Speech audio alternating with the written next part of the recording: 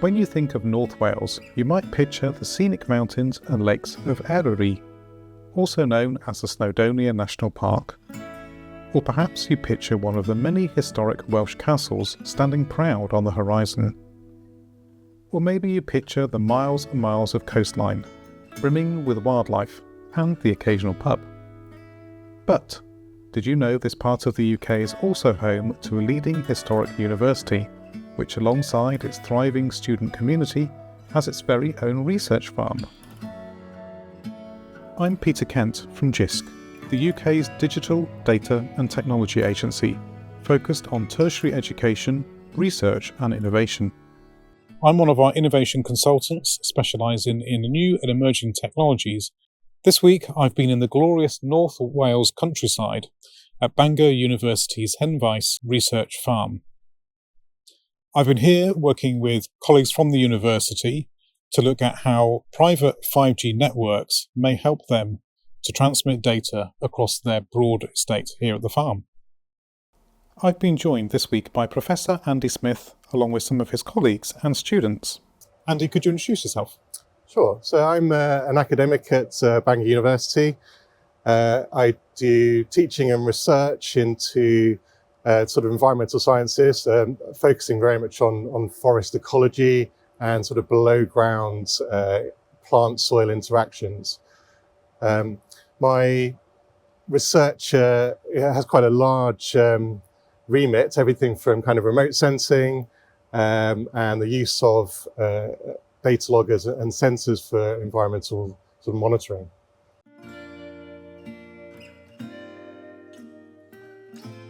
The farm itself is it's about 252 hectares, and it provides us with a facility, like an outdoor laboratory, really. Yeah. So we have 40 hectares in the lowland here, which encompasses areas of sort of traditional agriculture. So in Wales, sheep farming. So we have around about 1,650 head of sheep here, which are actively managed. It gives us opportunities to engage in agri-environmental schemes, as well as the farm actually reaching from the coast. So we have lots of different ecosystems, right from coastal systems through the lowlands and then up the Frith onto the mountain. So it's a fantastic natural laboratory that spans an altitudinal gradient from sea level to the mountain. And that provides us with just a huge array of opportunities for ecological and environmental research.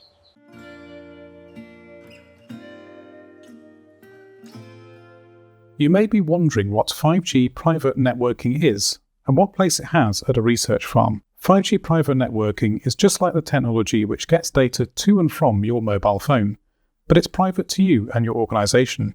It promises a far greater reach, better security, faster speeds and lower latency than wireless technologies such as Bluetooth and Wi-Fi. There's 4 key elements to a 5G private network. Firstly, in the UK you'll require a spectrum licence from Ofcom as the frequencies used are regulated, meaning that your neighbour can't just start a network that's going to interfere with yours. Secondly, you have a core, the brains of a 5G private network, which controls things like who and which devices have access to the network, how much bandwidth or data they're allowed to use, etc. Thirdly is radios, what you might think of as antennas to broadcast and receive data. And lastly, the end user devices. For this proof of concept, we worked with BT to deploy one of their trucks which contains a core and radios on a pump-up mast. As you'll see here, the truck is ruggedized and ideal for the countryside. The computing which makes up the core is hidden away inside, and the mast provides the height to broadcast the signal far and wide. In this instance, we connected the truck to the building's power and networking, with data being backhauled over Bangor University's Janet network connection. This proof of concept is being run as part of Jisc's exploration of 5G private networking technologies, which will hopefully lead to the establishment of a 5G private networking service for our customers. It's unlikely that any live implementations would require hardware like we've used during this week, but it's been ideal for a 1-week installation at a farm.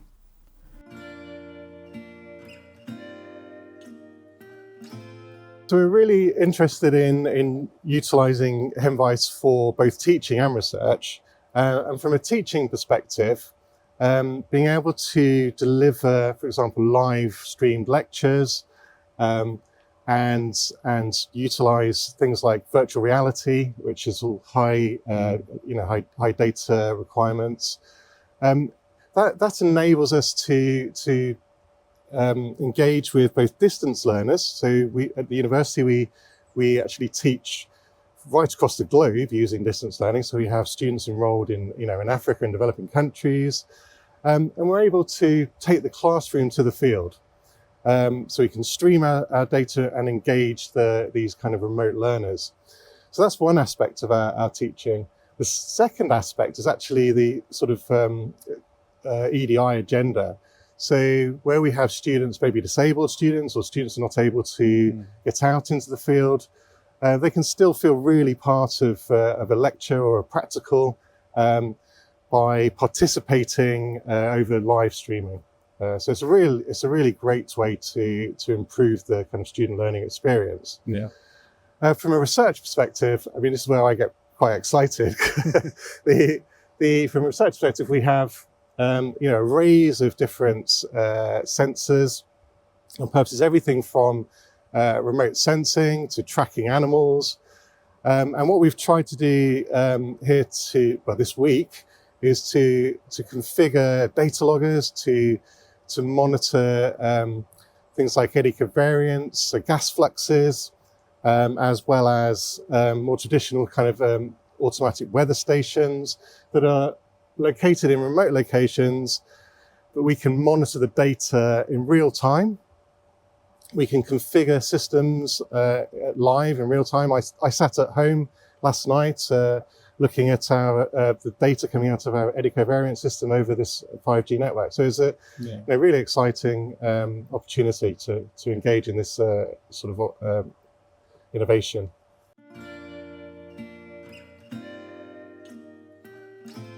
One of the things that we did with students was when they go out into the fields and look at the trees, and historically they would take paper notes, bring them back in and potentially enter them onto the computers.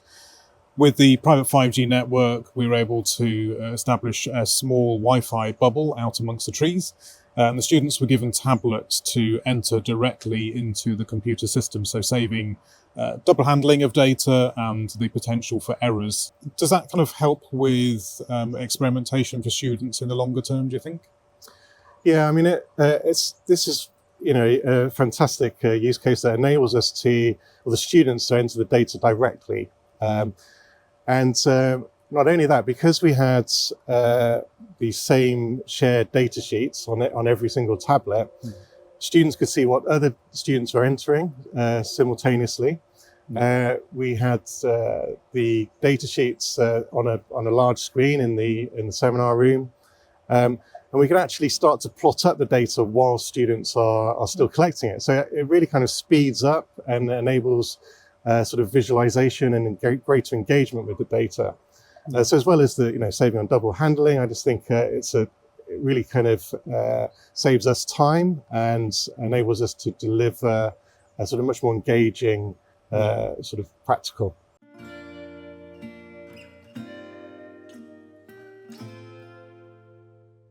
During the week, we used the 5G private network to live stream video from 4 locations simultaneously across the farm. We were able to use GoPro cameras and others to demonstrate the ability to stream video over the local network, but also to the internet using platforms like Twitch. This shows the ability with private 5G networking to not only engage with remote students around the world, but also to run events and engagement activities such as student open days without the reliance on students being able to get to site and out to the field.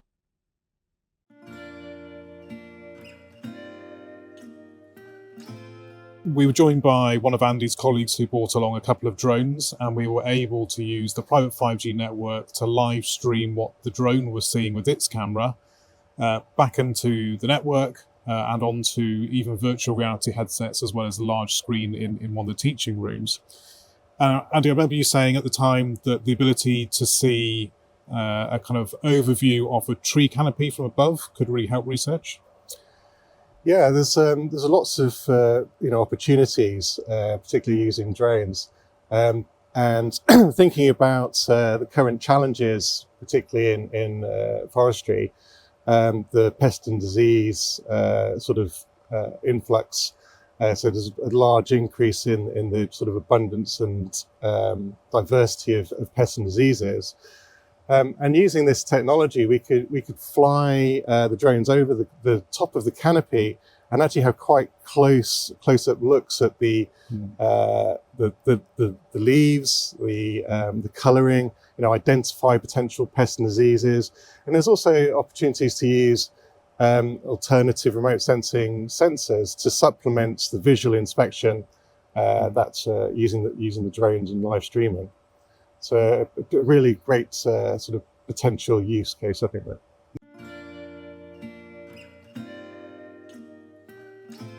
We have used the private 5G to backhaul sensor data from a variety of sensors out in the field. Can you explain what the sensors help you to achieve with research? We use a variety of different sensors to monitor the environment and changes. For one of the use cases we had this week is using an eddy covariance tower for monitoring greenhouse gases. Across the farm, we're very interested in greenhouse gases from many different aspects. So particularly looking at chambers and nitrous oxide emissions, as well as CO2 and methane, and trying to calculate then things like emission factors for predicting how much these greenhouse gases may influence climate change. Having an array of different sensors, all kind of talking to each other and being able to collate the data really kind of speeds up the analysis and also the quality assurance. So it enables us to ensure that everything's working and our sensors are collecting data sort of accurately during the kind of real-time monitoring.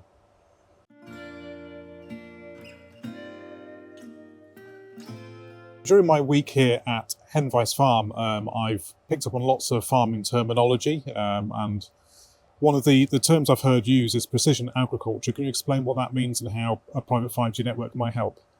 Yeah, so what we're really interested in having basically a highly instrumented farm these days. So by being able to measure lots of different properties, so we take, for example, soil quality. We can measure things like soil moisture content in real time. We can measure soil sort of nitrates availability in real time, pH, for example. Now, in agriculture, in order to maximize the availability of nutrients and maximize productivity, you need to very carefully manage nutrient status and pH, etc. So by having sensors logging live, we're able to very precisely apply different amounts of fertilizers or liming to adjust pH. And that will really maximize the productivity of a farm. So, really kind of instrumenting agriculture will enable much more precise application of pesticides, herbicides, so it reduces things like runoff potentially, as well as optimizing the sort of nutritional requirements of the crops. Yeah. So it's a real way of increasing productivity and efficiency in farming.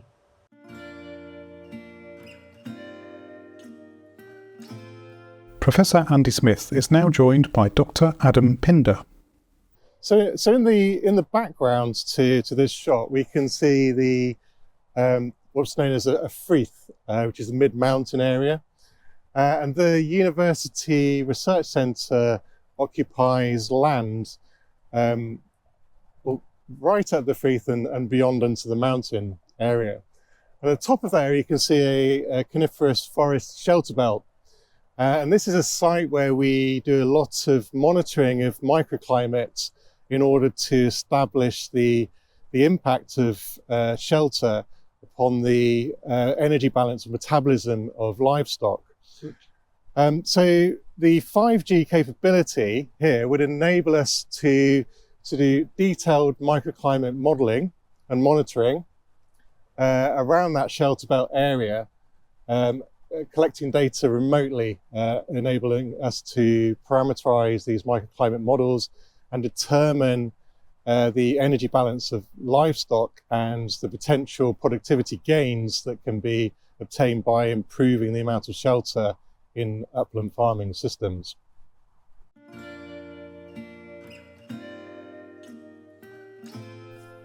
So a lot of the work that we're doing at Henfaes is around the emission of greenhouse gases from sort of agriculture. What I have next to me here is a eddy-covariance flux tower that is in the current configuration to monitor carbon dioxide emissions. And you can see this sensor here is a 3D anemometer, so it measures the wind direction in 3 planes. And we have a CO2 sensor here. So we can measure both the travel of the air or pockets of air in vertical planes, as well as the other typical planes that you might expect to measure wind direction, and the flux of CO2, whether it's being emitted from the soil or whether it's being sequestered effectively. So with this system, in order to determine the gas flux rates, we have to measure very, very rapidly. So this system is sampling at about 50 hertz or 50 times a second. So it's generating a large amount of data that has to normally be stored on a data logger locally, which then has a substantial risk of losing the data should there be a battery failure or a logger failure. So here we've had, by connecting this to the 5G network, we're able to visualize the data in real time and also collect the data and store it securely on a cloud service at the university, so that we won't lose any data should there be a dramatic failure of the equipment. As part of eddy covariance measurements, we also use an array of other sensors. So everything from sensors measuring the quantum radiation that's coming in from the sun. So that's the photosynthetic active radiation, the amount of light, things like temperature, humidity. We have soil heat flux plates that detects the energy going into the soil, as well as other parameters like relative humidity of the atmosphere and soil moisture content. And all these parameters together, it's a huge array of different sensors that are all sampling at a very high rate. These data points are quite essential for us to, as predicted variables, to enable us to gap fill should there be any failure in other sensors, but also to enable us to take a more sort of a holistic view of the gas fluxes. What we don't want to do is just look at one single point in time. That doesn't give us a very representative sample. We need to think about the diurnal and nocturnal fluxes as well as the full sort of annual cycle. And in fact, because of the interannual variation in climate and other variables, we actually ideally need multiple years of data. So by collecting these explanatory or predicting variables, we can use that to extrapolate to different scenarios.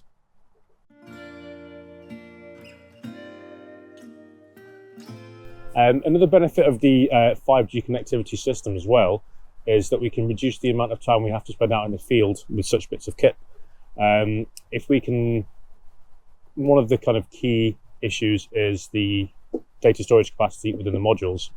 If we can transmit all the data back to base, we only then have to go out into the field to do servicing, maintenance and repair work rather than having to go weekly, fortnightly, monthly to collect the data off the device itself. So that saves carbon emissions and staff time and resources as well.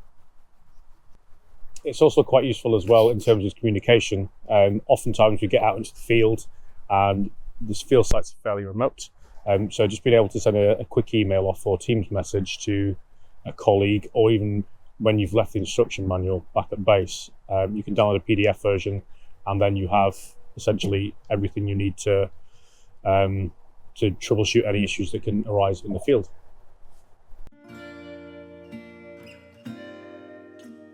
In order to connect this array of sensors to the private 5G network, in this instance we've used a network cable into a Cradlepoint E3000 device, a router. We put one of the private 5G SIM cards in there, and it transmits the data over to the 5G core and radio that we saw earlier. I hope you've enjoyed learning about what we've achieved this week here at Bangor University's Henfaes farm with private 5G. And if you'd like any more information about this project or any of our other projects or other services that we provide, please go to jisc.ac.uk. Otherwise, feel free to contact me on LinkedIn at Peter Kent.